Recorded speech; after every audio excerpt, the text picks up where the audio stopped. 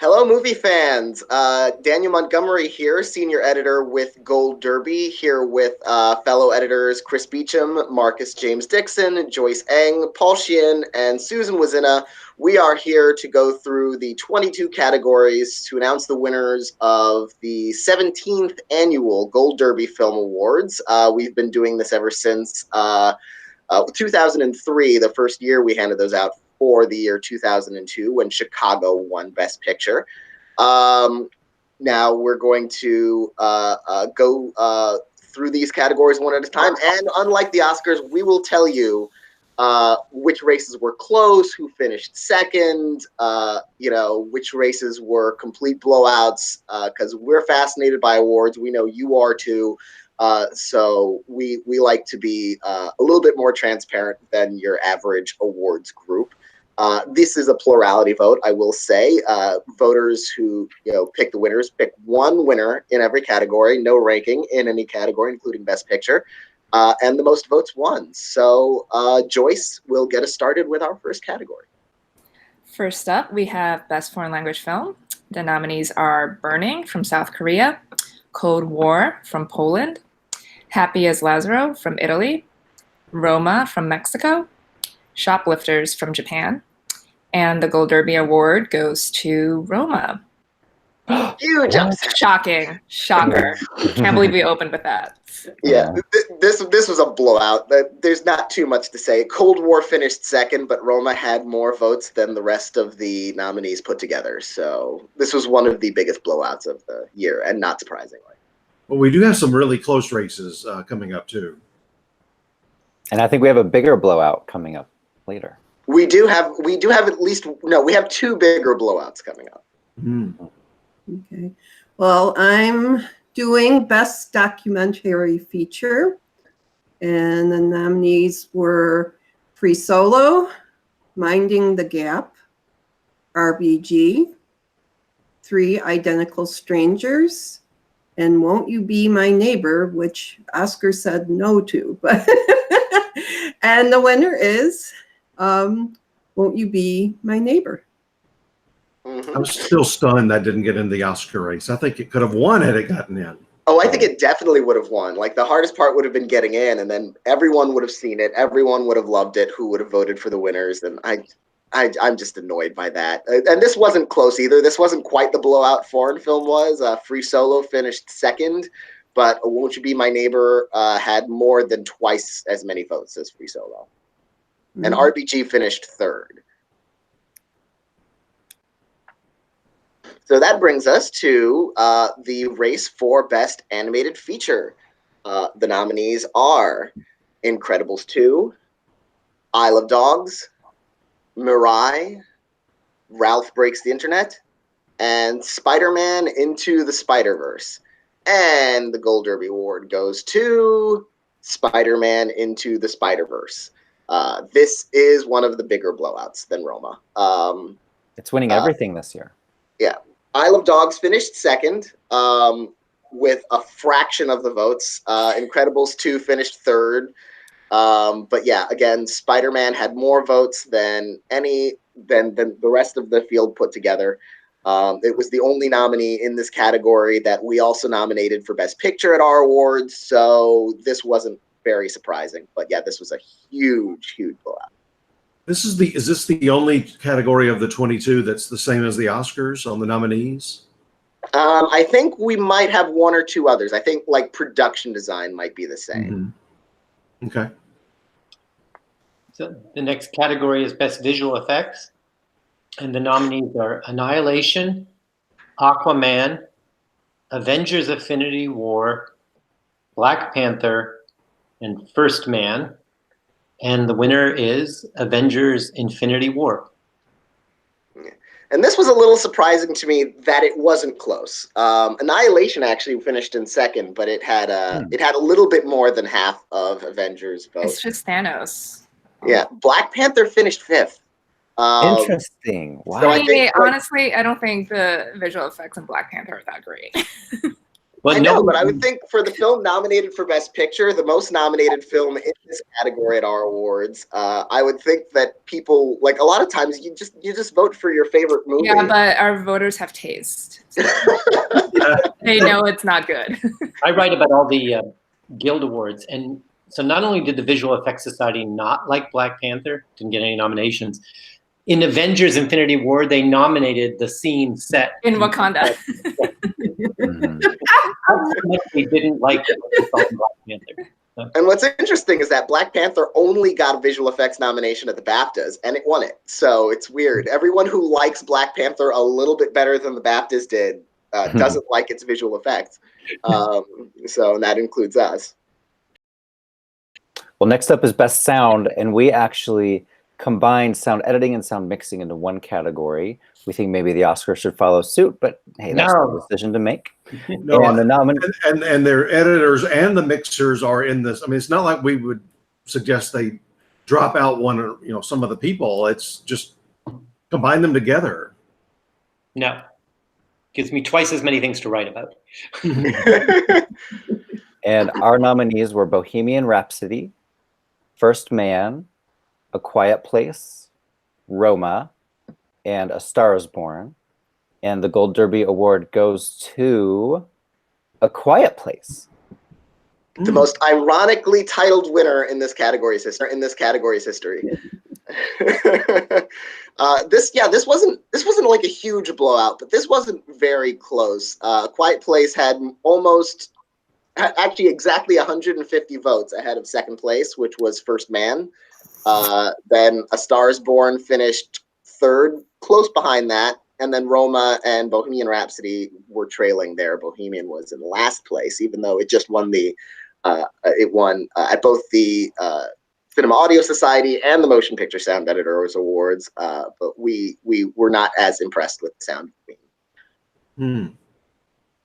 That's not good news on my predictions because I've got Bohemian winning the Oscar this weekend. I've got them winning sound mixing, but I don't have them winning sound editing. Sound editing will be harder for it. Musicals almost never win sound editing.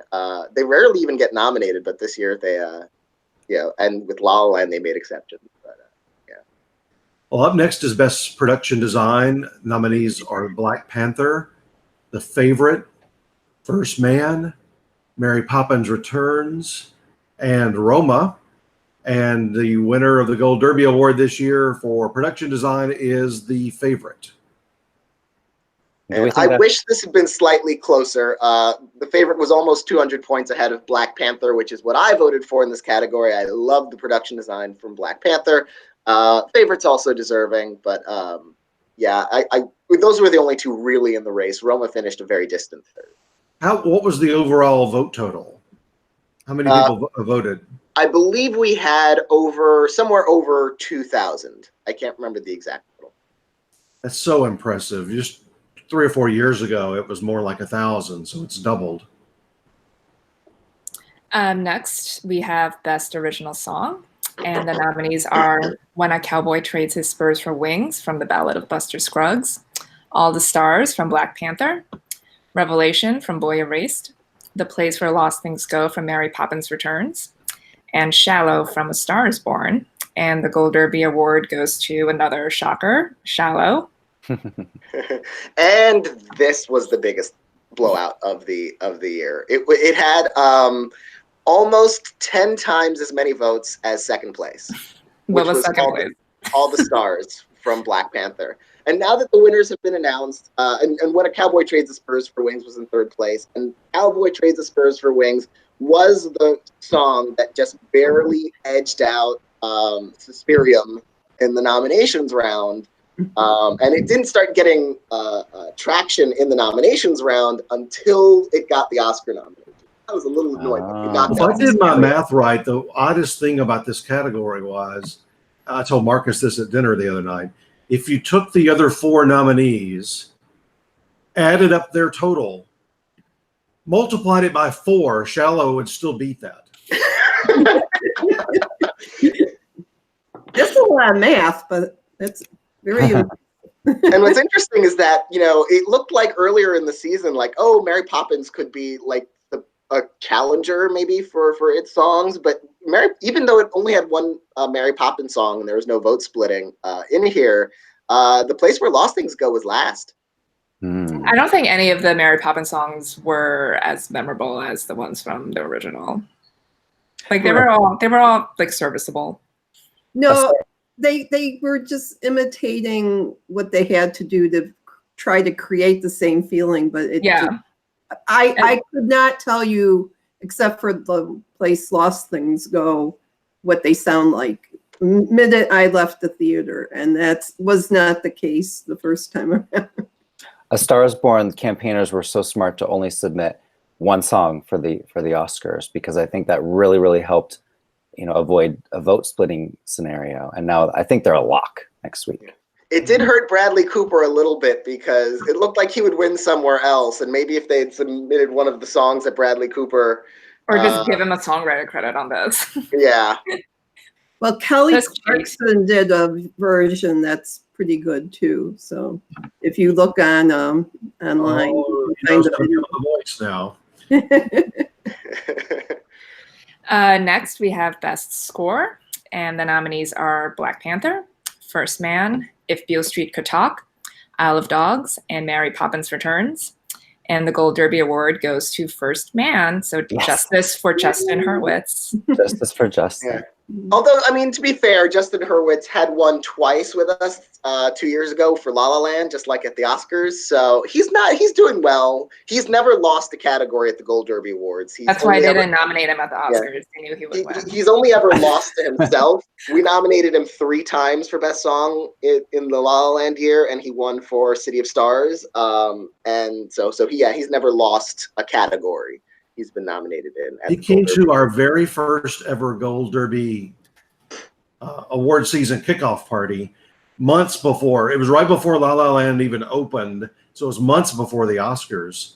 And I remember saying to him at the party, "Am I talking to a 2-time Oscar winner here?" I said it to him, and he sort of bristled. And I said, from everything I'm hearing off the festivals, I think it had just debuted at Toronto, which Paul always goes to.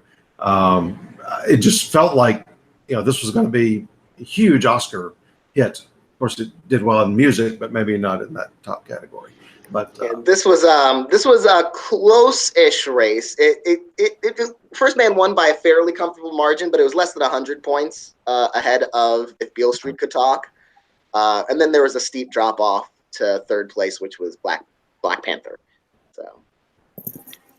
Okay, it's time for hair and makeup. And the nominees are Black Panther, Bohemian Rhapsody, The Favorite, Suspiria, and Vice. And the Gold Derby Award goes to Vice. This was a surprising blowout. It had almost twice as many votes as second place, which was Suspiria. Again, Black Panther should have been higher up, I think. Black Panther finished 4th under The Favorite, and Bohemian Rhapsody was in last place. But I'm surprised Vice won by such a big margin, given the other nominees in this category. It was a really good year for makeup. I didn't think the Vice makeup should have been this decisive a choice. I love the fact that we do 5 nominees. Those makeup and hair governors for the Motion Picture Academy need to step up and quit getting their category eliminated from the show and tell them they want 5 nominees like every other category. And it's not for a lack of quality makeup. It's like there's no logical reason why, there are only 3 nominees for best makeup. It's like every film uses makeup. And also their guild has separate genres for makeup and hairstyling, like period and fantasy and contemporary.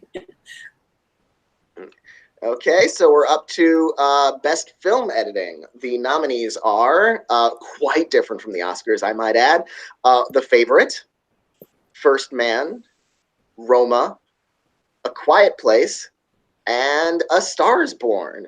And once again, we have justice for First Man, which wins this category. Again, Tom Cross, the editor, is undefeated at the Gold Derby Awards. He won for both Whiplash and La La Land. And this was also not close. It had almost double the votes of second place, which was actually The Favorite. So that next category is Best Costume Design. And the nominees are Black Panther, Crazy Rich Asians, The Favorite, Mary Poppins Returns, and Mary Queen of Scots. And the winner is The Favorite. And those costumes are by Sandy Powell, who was also the nominee for Mary Poppins Returns, just like she is at the Oscars. She beat herself. This was a two-way race with Black Panther, but The Favorite had really a decisive lead. It won by more than 200 votes, but these were really the only two films that had substantial support. So moving on to Best Cinematography, the nominees are Cold War, The Favorite, First Man, Roma, and A Star is Born. And I imagine this was another blowout, Daniel. It's Roma is the winner. This was another blowout. Anything where the winner got more than 1,000 votes was like just insanely dominant. This wasn't quite a shallow blowout, and it actually wasn't even as big as the foreign film blowout. But this was Roma won with more than the rest. I think more than the rest combined. It actually might be close there, but it had more than triple the votes of second place, which was Cold War. So the black and white foreign films were the leaders, and actually A Star is Born was third. Interesting. Next, we have two categories that are not part of the Oscars, but we enjoy doing them every year. The 5 names I'm going to read out for a breakthrough performer, we don't attach a project to their names because sometimes they have 2 or 3 movies during the course of the year. I remember one year, I think Jessica Chastain won for 6 movies. So we don't attach the actual movie titles, just people that had a really strong first year of being noticed. And the 5 nominees are Aparicio, Awkwafina, Elsie Fisher, John David Washington, and Alex Wolff. And the breakthrough performer of the year is Elsie Fisher. She's going to be an Oscar presenter, right? Yes. He is.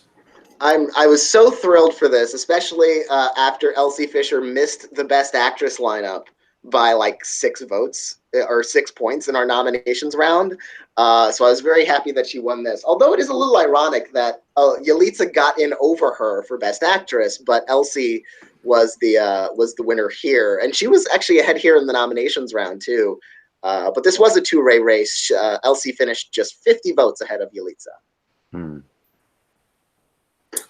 And next we have Best Ensemble, and the nominees are Black Panther, Crazy Rich Asians, The Favorite, A Star is Born, and Widows.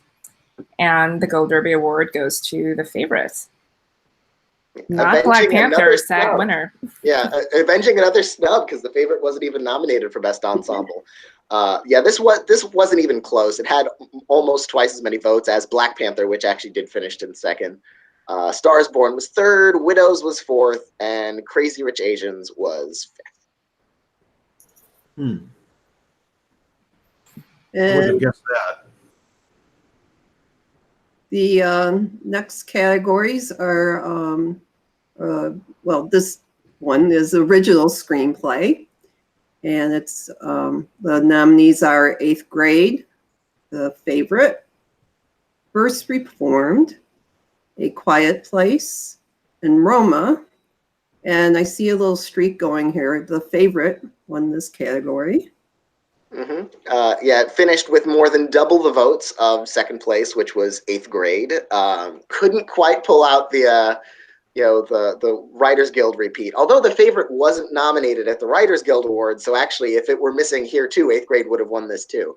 So that's maybe all that's these screenplays are eligible with us, not like the WGA. We don't have very arcane rules about the guidelines by which you must have written this film. So do you guys think The Favorite's going to repeat next week? This is one of the tougher. Yeah, I don't think it's a situation like last year where like 3 Billboards was ineligible, but you knew like Get Out was winning both WGA and the Oscar. Whereas I feel like if The Favorite were eligible for WGA, I think that would have won as well. So. The fact that the fact that 8th grade won at WGA and not one of the Oscar nominees, I think, is such good news for The Favorite. Yeah. Because if those films couldn't be a non-Oscar nominee, even the Best Picture frontrunner Roma couldn't be a non-Oscar nominee in that category. I feel like The Favorite isn't necessarily safe. I think it's still kind of up in the air, but I think it's looking good, especially after winning the BAFTA, which is right now the only major industry award we have to go on. I love what Bo Burnham said when he won the WGA. He goes, "Have fun at the Oscars, losers." That was a great speech. All right. And then he made an airplane sound. Okay, we have to do adapted screenplay now. And the nominees are Black Klansman, Can You Ever Forgive Me, The Death of Stalin, If Beale Street Could Talk, and A Star is Born. And the winner is Black Klansman. Yay. This was a comfortable margin of victory, almost twice as many votes as second place, but second place was actually A Star is Born. Wow. Beale Street finished like 8 points behind A Star is Born, so it was virtually Where was tied. Can You Ever Forgive Me? Fourth. It finished distant fourth. It finished just about 50 votes ahead of Death of Stalin, which was in last place. Our voters clearly are not members of the Writers Guild. Clearly. I think honestly it was helped at the Writers Guild Awards by the fact that it was about a writer. Like a struggling writer, making like heroic references to like classic writers, and I'm sure that probably helped a great deal. Moving on to the first of the 4 acting categories, we have Best Supporting Actor. The nominees are Mahershala Ali for Green Book, Timothée Chalamet for Beautiful Boy, Adam Driver, Black Klansman, Sam Elliott for A Star is Born, and Richard E. Grant for Can You Ever Forgive Me? And forgive us, Richard E. Grant, but the award goes to Mahershala Ali. This is painful. Painful. This was the tightest race of all, right? This was cruel. Closest race, and this is crueler. Richard E. Grant was up by 3 votes on the last day of voting. By the time voting ended, Mahershala Ali pulled it out, and he won by 6. Wow. Which one of you guys created an account in the last 3 hours? And it was that tight from beginning to end. There was never a point where they were more than like a handful of votes apart, all throughout the way. And it was a fairly decisive race between those two the whole way. Sam Elliott was in 3rd place, but he was almost 200 points out. Timothée Chalamet was about 250 points out, and Adam Driver was in last place here. Two of these people didn't show up this year. He won Best Actor last year. He won Breakthrough. The movie won Best Picture, and that was largely due to the Chalamet fans jumping in. So they didn't show up this year, and they didn't show up at the Oscars either. I'm starting to think that was not. I think the Timothée Chalamet stands and the Call Me by Your Name stands were like in joint. I think they cared about him in that movie more than they, their love with him generally.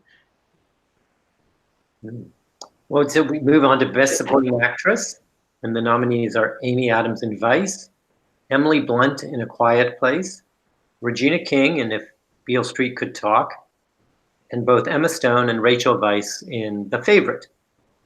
And the Gold Derby Award goes to Regina King. Yay.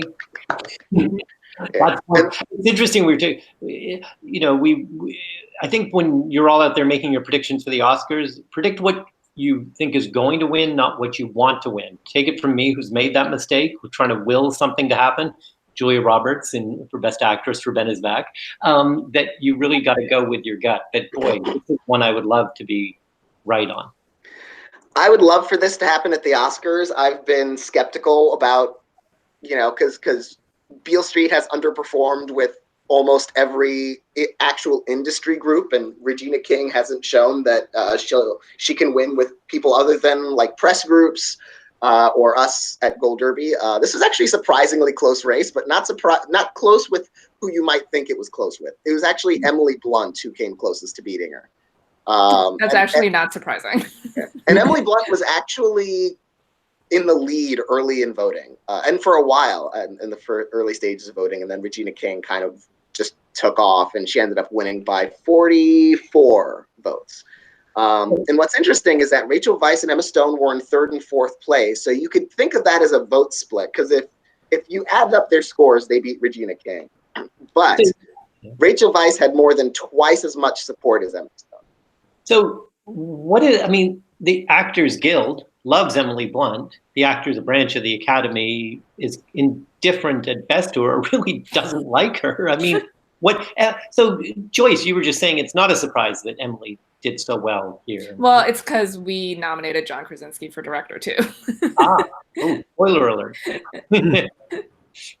So yeah, I don't think it's surprising that she was second, and A Quiet Place, it's the biggest movie, the most populous movie of all of these. So, and it's also, and I think it's also the fact that there was so much support, Emily Blunt support divided in our nominations round. She got lead votes for A Quiet Place, lead votes for Mary Poppins Returns.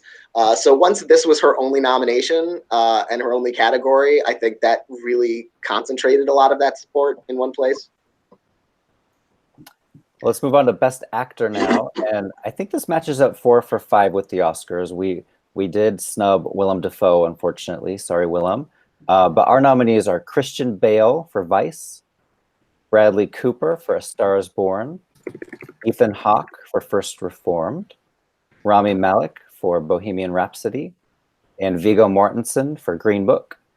And our winner is sort of a surprise, and I kind of love this. It's Bradley Cooper. Yes, it's about time he wins an acting award. At least he has one this season.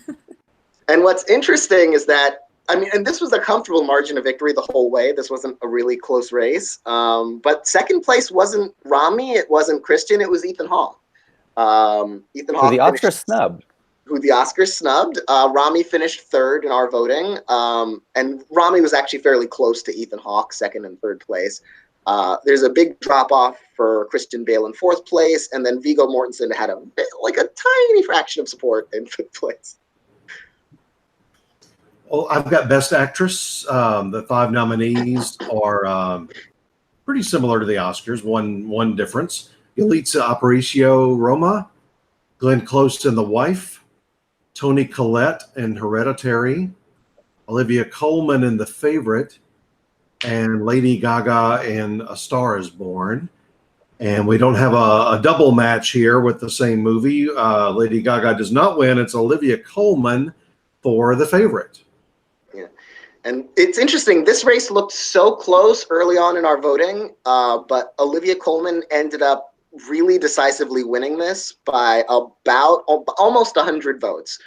But what's interesting is that between second and fourth place, or actually between first and fourth place, it's only about 120 votes separating all 1 through 4. Lady Gaga in second place, Glenn Close really close behind Gaga in third place, and Toni Collette really close behind Lady Gaga and Glenn Close in fourth place. Yalitza is the only one who didn't really have a lot of support and was never really in this, I'd say. Why do you think Glenn Close didn't do so well with us? Maybe voters just didn't watch The Wife? We don't owe her anything. If she already had an Oscar, she wouldn't have. I don't think she would have even been nominated for The Wife. But the fact that she has that overdue narrative, everyone in the industry, whether they've seen The Wife or not, whether they like The Wife or not, it's still Alicing for her. They're like, we're going to give her an Oscar. She needs to have an Oscar. And I agree. Just give her an Oscar already. But she doesn't have that overdue narrative with us. She didn't have that overdue narrative at the BAFTAs, which is why Olivia Colman won there too. So yeah, I wasn't surprised that Glenn Close didn't win. Next, we have Best Director, and the nominees are Bradley Cooper, A Star Is Born; Alfonso Cuarón, Roma; John Krasinski, A Quiet Place; Yorgos Lanthimos, The Favorite; and Spike Lee, BlacKkKlansman. And the Gold Derby Award goes to Alfonso Cuarón, not John Krasinski. Sorry, John. You did finish in 5th, but we're one of the only groups that nominated you for director. So you be grateful, young man. The nomination is a win here. Yeah, this was always going to be Cuarón. This was a fairly decisive victory. Bradley Cooper actually finished 2nd here. And 2nd, 3rd, and 4th were fairly close. Spike Lee was 3rd, and Yorgos Lanthimos was 4th. And actually, what's interesting, when I wrote up the article about our winners, which we'll publish as soon as we're done, it turns out that Alfonso Cuarón is our first double winner since Peter Jackson. We gave him back-to-back wins for The Two Towers and The Return of the King for The Lord of the Rings. So Alfonso Cuarón is only our 2nd double directing winner. He previously won for Gravity. So we come to Best Picture. And unlike the Oscars with that crazy ballot that has a sliding scale, we guarantee there will be 10 nominees. And they are Black Klansman, Black Panther, The Favorite, Green Book, Hereditary, If Beale Street Could Talk, A Quiet Place, Roma, Spider-Man Into the Spider-Verse, and A Star is Born. And the winner of the 2019 Best Picture Award of the Gold Derby Awards is Roma. Mm-hmm. So that's it looked like this was going to be A Star is Born early on, and Roma ended up opening up a pretty decisive lead here. Although there were 3 films that seemed like the 3 with the big support, and it was Roma, A Star is Born in 2nd place, and then actually The Favorite in 3rd place. There was a steep drop off after that. And 4th place was actually Spider-Man. Wow. Why did it not win? I voted for it. Yeah. So if you look at the other top contenders for the Oscars, how they did with us, Green Book finished 6th. Black Klansman finished 7th. So, and poor Black Panther finished 10th. Wow. Which one is shocking to me, because like so many people, more people saw Black Panther than saw anything else on this list. And it had 8 nominations with us, and it's the biggest shutout. It lost all 8. I wonder if Spider-Man took some of the superhero votes from Black Panther. It probably did, but if you add them up, they're still not even. You could add Black Panther to Spider-Man, and it'd still be 4th place. Maybe when you make that much money, it's hard to, feel like you have to boost it. That's made me feel bad for how close it came in other categories. Like it was 2nd for like production design. It's like we couldn't have given it something. You're gonna have 8 million sequels very soon, so it's like. I know, but what's interesting is Roma finished with 4 wins. The same 4 it seems to be winning everywhere: picture, director, cinematography, foreign film. The Favorite actually had more wins. It won 5 times: actress, screenplay, ensemble, costumes, production design, and only 2 other films won multiple awards. A Star is Born won twice, and First Man won twice. I'm just happy Quiet Place won at least something. It won sound, which is cool. And it's funny, Alfonso Cuarón is actually a winner in all 4 of the categories Roma won. So wow. Alfonso Cuarón has now won 6 Gold Derby Film Awards. He previously won Best Director and Film Editing for Grammy. Well, by noon today, Alfonso will have 4 certificates sent to him. We have these really cool designed certificates, winner certificates, that go out to the publicists for the movies, as well as the studios and the PR, the individual PR reps for the actors. And we hear at parties all the time, somebody will walk over or we'll mention their Gold Derby Award or something, and they love these certificates. Some of them get them framed, and they're part of their awards collection. So we're thrilled that they like them so much. And so those will go out today. And as Daniel mentioned, this is the 17th year of the Film Awards. And they're now on IMDb as of last year. So all nominations, if you're ever wondering about what somebody's been nominated for before at the Gold Derby Awards or what they've won before, TV or film, they're all on their IMDb page. So check that out, as well as in our forums. One last thing to note before you sign us off. Anyone looking to make their Oscar predictions based off us, be careful. Our Best Picture hasn't matched the Oscars Best Picture since 12 Years a Slave. So, yeah, we went with Boyhood over Birdman. We went with Mad Max over Spotlight. We went with La La Land over Moonlight. Everyone did. And then last year we went with Call Me By Your Name over The Shape of Water. So good luck, Roma. We're basically the BAFTAs when it comes to forecasting Best Picture. Yeah, we are very similar. So anyway, speaking of Oscar predictions, you've got until Sunday afternoon, late Sunday afternoon, when the red carpet's wrapping up to get your predictions in. So please do that. Don't forget, we've also got the Predictions Center open for the Spirit Awards on Saturday and the Razzie Awards. I think the Razzie Awards, because they start assembling all of their press materials and such, I think tomorrow, and that's going to shut down today at some point. So make sure if you want to predict the Razzies, you jump in today and on the 20th of February, depending on when you're watching this, and make those predictions. And thank you all for watching. Thanks to all of our editors for all the hard work. For Oscar season, I think we're all looking for just a little bit of a break. Although the Emmy Prediction Center will launch this weekend, months and months and months before the actual Emmys nominations. So that'll be something new to play with in the Prediction Center. So thanks everybody for watching.